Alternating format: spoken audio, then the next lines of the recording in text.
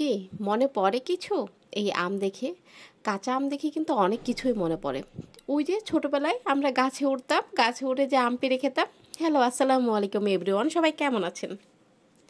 তো আম ভর্তা খেতে কিন্তু কে না পছন্দ করে? সবাই কিন্তু কাঁচা আমের টক ঝাল মিষ্টি করে ভর্তা খেতে খুবই পছন্দ করেন।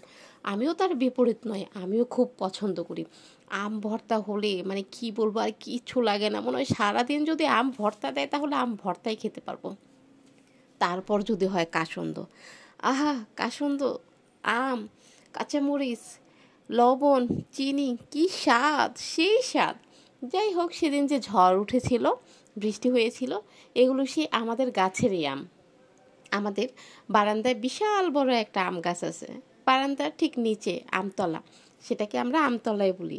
তো আম গাছটা অনেক বড় হওয়া সত্ত্বে বারান্দা দিয়ে টুপটাপ করে দুই একটা আম আমরা পাড়তে পারি। তো এই আমগুলো আমরা পারিনি, সেদিন যে ঝড় উঠেছিল, শিলা বৃষ্টি হয়েছিল, সেই বৃষ্টিতে আমগুলি পড়েছিল। তো আমার শাশুড়ি গিয়ে গাছতলা থেকে আমগুলি কুড়িয়ে নিয়ে এসেছে, বলতেছে যে গাছতলায় কিছু আম পড়েছে। আমি আবার ভাবলাম এত বড় বড় আম পড়ছে, তাহলে দেন আমাকে, আমি ভর্তা বানাই। তো বেশ কিছু আমই ছিল, আমি সেখান থেকে একটা আম নিয়েছি। সে একটা আম আমি এই যে স্লাইস করে কেটেছি, কাটার পরে আমটা আমি কাঁচামরিচ, লবণ, তারপরে কাসন্দ আর একটু সামান্য চিনি দিয়ে আমটাকে মেখে ফেলেছি। আহ, দুর্দান্ত মজা! ছোটবেলার কথা খুব মনে পড়ে। সেই যে আমাদের বাড়ির পাশে আম গাছ, সেই গাছে আমি টুপটাপ করে উঠে পড়তে পারতাম। আমাদের আম গাছটা অনেক বড়ও ছিল না, আবার অনেক ছোটও ছিল না, তবে গাছে ওঠা যেত। আম গাছে উঠে আম পেড়ে সেটাতে লবণ, তারপর মরিচের গুঁড়া একসাথে করে আম খাওয়ার মজাই আলাদা। ছোটবেলায় আসলে অনেক মজা করে আম খেতাম। আমাদের গ্রামের বাড়িতে এখনও অনেক আম গাছ আছে, কিন্তু আম গাছ আছে আমার আর যাওয়া হয় না। যেহেতু বিয়ে হয়েছে শহরে, শহর এলাকাতে, তাই গ্রামে অতটা যাওয়া হয় না। যদিও যাই তাহলে আমের মৌসুমে যাওয়া হয় না।